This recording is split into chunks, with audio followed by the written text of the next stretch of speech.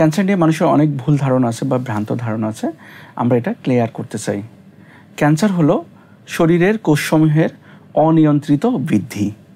এই বৃদ্ধির ফলে কোষসমূহে একটি চাকা বা পিণ্ড তৈরি হয়, যেটাকে আমরা টিউমার বা ক্যান্সার বলি। এখন ক্যান্সার কেন হচ্ছে? ক্যান্সার হওয়ার নানাবিধ কারণ আছে। তার ভিতরে প্রথমেই যদি বলি, ক্যান্সারের কারণ ইডিওপ্যাথিক বা কারণ না জানা। অধিকাংশ ক্যান্সারেরই আমরা কোনো কারণ জানি না, কিন্তু তারপর ক্যান্সারের নানাবিধ কারণ আছে। যেমন যদি আমরা একটু ভাগ ভাগ করে বলি, তাহলে প্রথমেই যদি আমরা বলতে চাই, তাহলে বয়স একটি ফ্যাক্টর। সাধারণত আমরা দেখি 40 থেকে 50 বছরের বেশি হলে তাদের ক্যান্সার হওয়ার প্রবণতা বেড়ে যায়। অনুরূপভাবে লিঙ্গও একটি ফ্যাক্টর। বিভিন্ন গবেষণায় দেখা যাচ্ছে যে নারীদের তুলনায় পুরুষদের ক্যান্সারের ঝুঁকি বেশি। এরপরে যদি আমরা দেখি পরিবেশগত কিছু কারণ, পরিবেশগত কারণের ভিতরে প্রথমেই যদি আমরা বলি, তাহলে অতি বেগুনি রশ্মি যেটি আছে, যেটি সূর্যের অতি বেগুনি রশ্মি থেকে সাধারণত ক্যান্সার হচ্ছে। এছাড়াও আয়োনাইজিং রেডিয়েশন একটি ফ্যাক্টর। তাছাড়া আমরা যদি দেখি পেশাগত কিছু কারণেও সাধারণত ক্যান্সার হচ্ছে। যেমন যারা উডেন ফ্যাক্টরিতে কাজ করতেছে, যে উডেন ডাস্ট, সেটি ক্যান্সারের একটি কারণ। এছাড়া বিভিন্ন রকম ফ্যাক্টরি, যেমন রাবার ফ্যাক্টরিতে যারা কাজ করে, তাদেরও নানাবিধ ক্যান্সার হচ্ছে। তার ভিতরে মূত্রথলির ক্যান্সার অন্যতম। এছাড়া আরও যেসব কেমিক্যাল আছে তার ভিতর যেমন আর্সেনিক, অ্যাসবেস্টোস, দেন ক্যাডমিয়াম, এগুলোর এক্সপোজড হলেও কিন্তু ক্যান্সার হচ্ছে।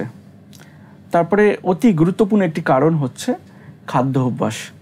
সাধারণত খাদ্য অভ্যাসের কারণে ক্যান্সারের ইনসিডেন্স বা নতুন ক্যান্সার দিন দিন বেড়েই যাচ্ছে।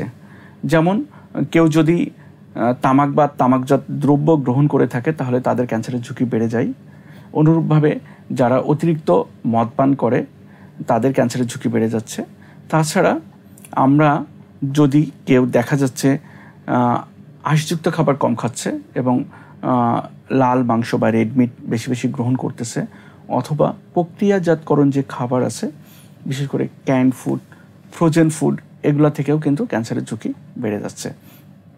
তাছাড়া ইদানিং যেটা দেখা যাচ্ছে যে ফাস্ট ফুডের প্রতি মানুষের প্রবণতা অনেক বেশি। এই ফাস্ট ফুডও কিন্তু ক্যান্সার তৈরির অন্যতম কারণ। এছাড়া যদি কেউ সবুজ শাকসবজি, ফলমূল কম কম গ্রহণ করে, তাহলেও সাধারণত ক্যান্সার হতে পারে।